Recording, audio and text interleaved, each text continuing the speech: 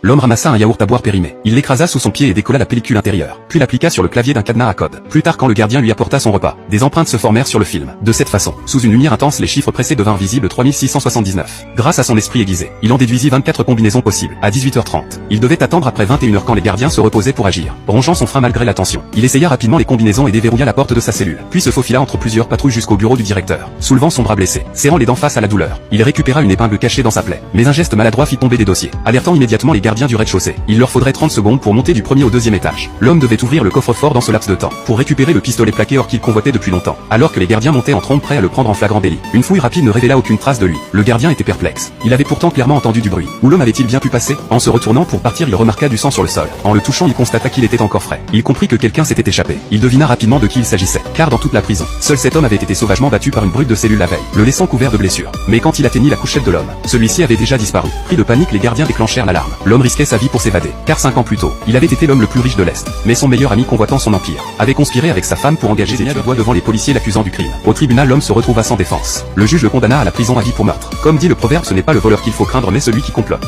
C'était un coup monté soigneusement préparé et longuement prémédité. Non seulement il l'avait fait enfermer, mais ils avaient aussi livré sa seule famille restante, sa jeune sœur, à un héritier fortuné et ignoble. L'homme jura qu'il les entrait même en tant que fantôme. Dès lors, il ne cessa de planifier son évasion. Un jour, il cacha une cuillère dans sa gorge quand les gardiens ne regardaient pas, la récupérant plus tard dans sa cellule. Il trouva un point faible dans le mur, prévoyant de creuser un tunnel vers la liberté. Épuisé par le creusement, il demanda de l'eau à un gardien. Mais le gardien, un loup déguisé en agneau, fit entrer un groupe de brutes dans sa cellule. Ils lui versèrent du yaourt sur la tête, puis le plaquèrent au sol et le rouèrent de coups. Voyant qu'il respirait encore, le gardien le fit soigner à l'infirmerie. En passant devant le bureau du directeur, l'homme aperçut un pistolet Desert Eagle. Dès cet instant, sa détermination à s'évader se renforça. Bientôt son plan se déroula parfaitement. Quand les gardiens firent irruption dans sa cellule plus tard, il était déjà de retour à l'intérieur, faisant comme si de rien n'était, prétendant qu'il faisait juste de l'exercice. Le gardien l'insulta pour avoir fait du bruit si tard, pensant que quelqu'un d'autre était surpris une conversation. Le directeur voulait que son ami de mèche avec sa femme le tue cette nuit même, le fourre dans un sac noir, et le présente en cadeau le lendemain au mariage du jeune maître Fan. Tout se mettait en place. Alors que la brute de cellule s'apprêtait à frapper, l'homme sortit le pistolet et visa, puis saisit l'occasion pour l'étrangler. En 5 minutes à peine c'était terminé. Il allait transformer la surprise du maître Fan en choc. Après cela, il ouvrit le tunnel qu'il avait creusé, se glissa dehors sans être remarqué, rampa sous le camion de livraison quotidien, franchit plusieurs points de contrôle et retrouva enfin la liberté. Il devait atteindre le mariage avant qu'il ne se termine, pour faire payer tout ce qui lui avait fait du mal à lui et à sa sœur. Pendant ce temps, la sœur de l'homme fut forcée d'assister au banquet. Ils apportèrent le sac noir, prétendant qu'il contenait son frère, la forçant à l'ouvrir elle-même.